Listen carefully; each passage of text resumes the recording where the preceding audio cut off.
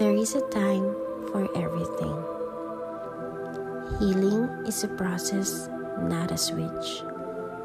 May mga araw na parang walang progress, parang puro iyak, puro tanong, puro, Lord, hanggang kailan? Pero kahit tahimik si Lord, may ginagawa siya. He is strengthening you in ways you can't see yet. Minsan, healing happens quietly. Sa pagtulog mo ng mas mahimbing, sa paghinga mo ng mas magaan, sa pagngiti mo kahit konti lang.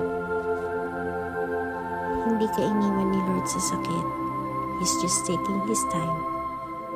Kasi ang ginagawa niya ay hindi simpleng paghilom, kundi pagbuo ng mas matibay na puso.